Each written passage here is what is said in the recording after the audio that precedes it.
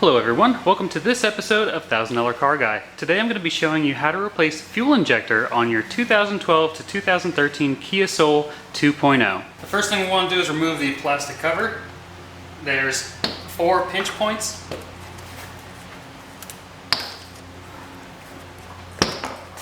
You can see them here, 1, 2, 3, and 4. The next thing we want to do is remove a bit of the harness so that we can get the fuel rail off the car. So we're going to remove the coil pack connectors. You only need to do cylinders 1 and 2. There's a small plastic gray piece. You pull that out a little bit and then the connector should come out.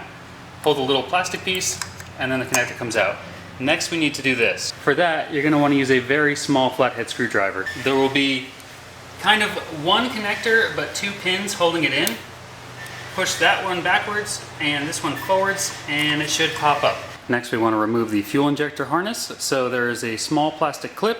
You push in on the top up here and then pull up, wiggle a little bit and it'll come free. Do this for all 4.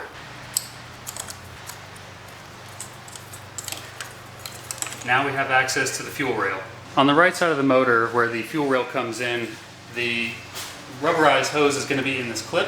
Go ahead and get it out of that clip very gently. This is going to give us room to wiggle the fuel rail out. As far as removing the fuel rail goes, it's going to be full of gas, so be very careful when doing this. You don't want to have the engine hot in any way. Make sure it's nice and cooled down because you don't want to start a fire while trying to fix your car. There are 2 12mm bolts that hold the fuel rail in. Go ahead and take both of them out. Next we are going to remove the fuel rail with the fuel injectors attached to it. So all 4 are going to come out at the same time. But you're probably going to have to work from one side to the other. I suggest starting with cylinder 1 and trying to get this area out and then move along. It may be a little tough. You may need to use some extra leverage. Just don't force anything. Well, that came out really easily. When I was doing my testing, the number 4 was the one giving me problems. So as you can see, I wrote a number 4 on there and it's currently in the number 2 position. So that's the one I'm trying to replace. Where the fuel injector meets the fuel rail, there's a small black metal cap that's holding it on. If you separate the sides left to right, you should be able to wiggle it loose. This is probably the part where I spill gas everywhere. Okay, do not drop these. You're going to need them again. As far as the injector goes at this point, we just need to pull it out of the fuel rail. So just slowly wiggle it back and forth. You shouldn't have to pry anything. And depending on how fresh your O-rings are, it may put up a bit of a fight.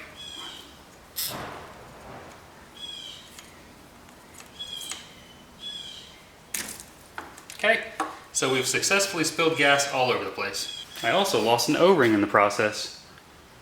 So, luckily, I think the new one comes with them. So you might not find this funny, but when I did this the first time, when I swapped number 4 with number 2, I actually lost an O-ring. I was doing it in the grass, I lost it, never to be found again. Pulling that one, I just lost it again, except I didn't lose it all the way. That's actually floating in a spider web. That's not on the ground. So isn't that something? Now when it comes to our new fuel injectors, I went down to the local auto store and they couldn't get me any faster than like 5 days and they wanted like $130 for each injector. So went on Amazon, found the part number 353102E000 and we got a box of 4 of them for like 45 bucks. So I will have a link in the description below if you need to pick up a set for yourself. For the reassembly, it's the opposite of disassembly. What you want to do is go ahead and lube up the O-rings on your new injector before you put it in. So just some old oil or anything that will help lubricate it. Go ahead, start it back into the fuel rail. It should put up a little bit of a fight, but not much. And you don't want it pressed all the way down because then the black metal clip won't actually engage with it. Also, don't install it upside down like I just did. You need to have it high enough so that it can seat the metal clip. You'll see a small groove inside the assembly and that's where it needs to be. Just gauge the height of the other ones.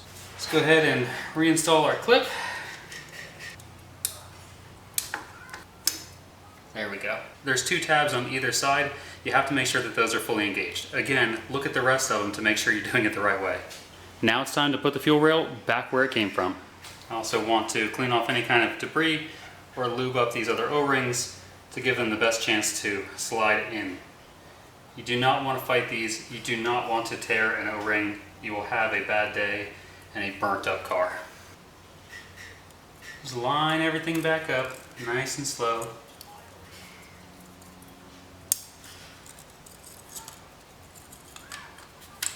Make sure none of your harness is in your way.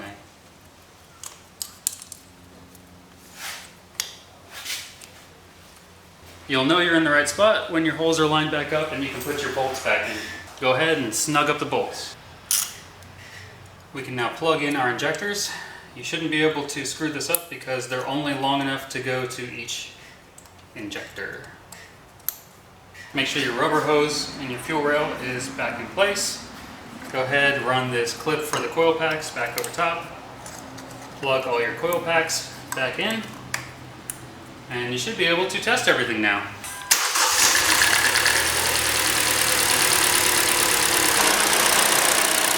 Make sure you look for leaks. You definitely don't want to have any fuel leaks. Okay, I don't see any. We should be good to go for a test drive. Well, just took her around the block. No issues or concerns.